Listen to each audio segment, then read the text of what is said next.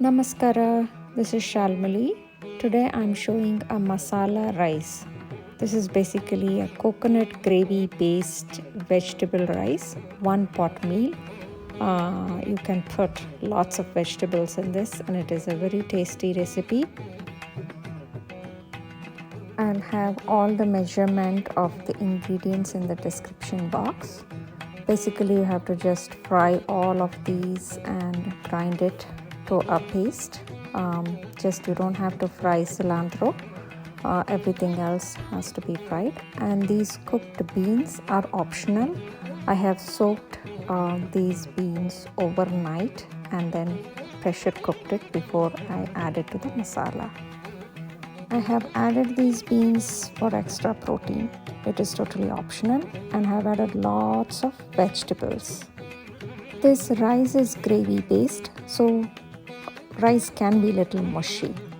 But anyway, for any rice I make, I use this technique. I wash the rice thoroughly so the starch, most of the starch is removed. And then I put in a strainer like this and let it sit or let it dry in this strainer for a while. Here I have taken some oil and now I'm frying all the masalas. Once the onion is little fried, I'll add curry leaves and then goes tomato. All of these are toasted at a medium to low heat, and I have taken some time. I have patiently fried this, and then in the end I'll add the fresh coconut. And here I am adding bhath powder, or any sambar powder should be good too. And then I transfer it to a mixer grinder or a blender and make this into a smooth paste. Here I have taken a thick bottom Dutch oven so that it retains heat, and these are the whole spices. I have taken a lot of Asafetida too. Take a little bit of oil and add a little bit of butter. Butter is totally optional. And then add all the whole spices, and then mustard, cumin and Asafetida. And once this is toasted a little, start adding the masala, which is ground to a paste. And once this is fried a little, add vegetables to this. I have used lots of vegetables here and beans too. It's totally up to your preference, how much ever you can add or reduce. I like my vegetable rice to have lots of vegetables. These beans are optional. I just add this for extra protein. Mix all these well and let it cook in the masala.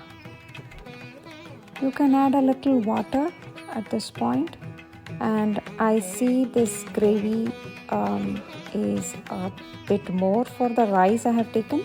So I'm taking a small portion of this, and you can freeze this and use this for as a side dish for chapati, or you can make another batch of rice with this masala. I have put it in a mason jar and have freezed it.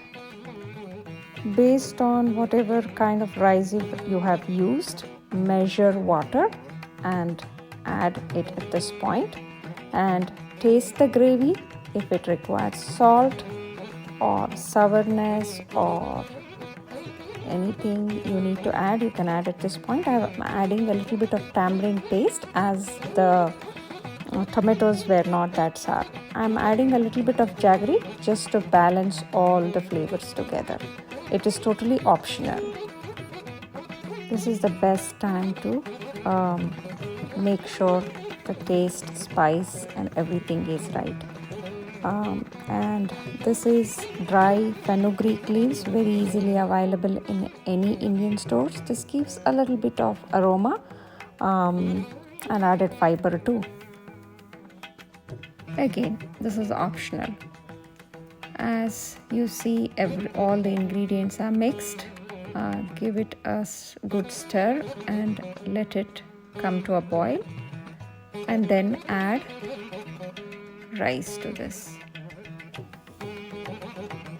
This is a thick gravy based rice, so just watch and make sure that it doesn't burn the bottom, so keep it in low.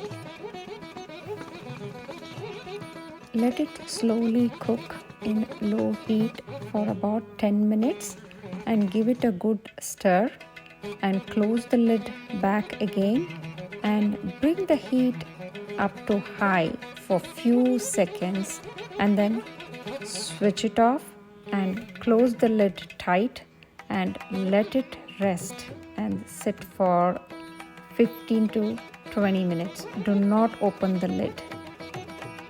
I had left it undisturbed for about an hour and a half, and the rice had cooked really well, and here it is ready to serve.